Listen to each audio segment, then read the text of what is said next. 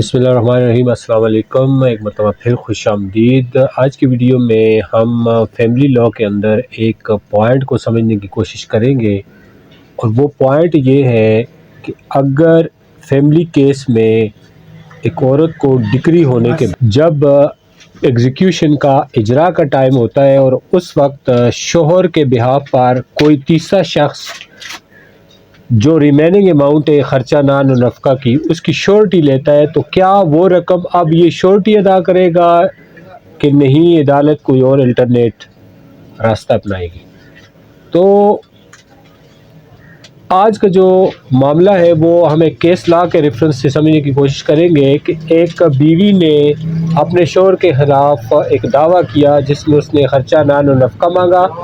Dowry articles मांगे और डावर मांगा,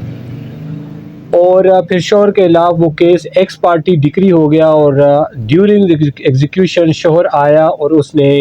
एक्स पार्टी एग्जीक्यूशन को सेट असाइड करने के लिए एप्लीकेशन गुजारी, और अदालत और साथ में इजरा पे सस्पेंशन मानी।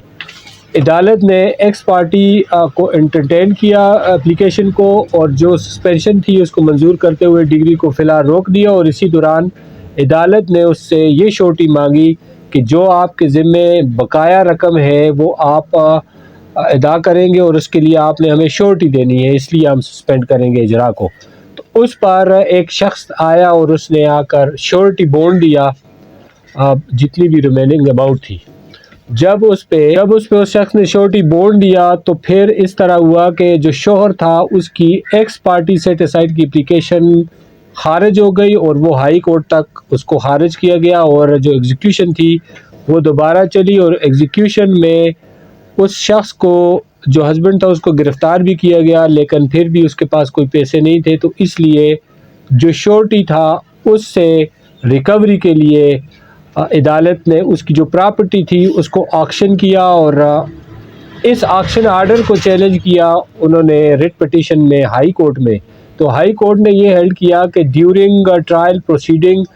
जब ये शख्स जो श्योरिटी था ये श्योरिटी बॉन्ड दे रहा था, तो उसकी बैक साइड पे इसने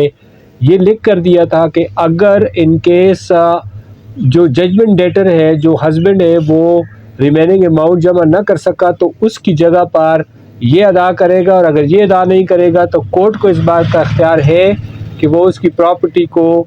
बेच कर उसका जो रिमेनिंग मेंटेनेंस है वाइफ या बच्चों का वो अदा करेगा। तो हाई कोर्ट ने उसकी रिट पिटीशन को कैंसिल किया और यही करार दिया कि जो ये श्योरिटी था जिसने श्योरिटी बॉन्ड दिया था, अब इसकी जो प्रॉपर्टी है वो रिमेनिंग मेंटेनेंस की रिकवरी के लिए उसको ऑक्शन करके बेच कर तो वो जो रिमेनिंग अमाउंट है मेंटेनेंस की वो हवाले कर दी जाएगी बीवी के। तो इस केस लॉ में यही रूल सेट किया गया है कि अगर कोई भी शख्स किसी भी जजमेंट डेटर के बिहाफ पर श्योरिटी देगा और उसमें ये करार देगा कि उसकी जो प्रॉपर्टी है उसको ऑक्शन भी किया जा सकता है, अगर उसने ये पेमेंट अदा ना की तो फिर वो अपनी बात से मुकर नहीं सकता। तो कानून उसी को फॉलो करते हुए उसकी प्रॉपर्टी से वो रिमेनिंग मेंटेनेंस है फैमिली केस के अंदर वो उससे रिकवर करेगी। तो ये केस लॉ है 2025 CLC 1820, और लाहौर हाई कोर्ट ने इस बात को इंटरप्रेट किया है।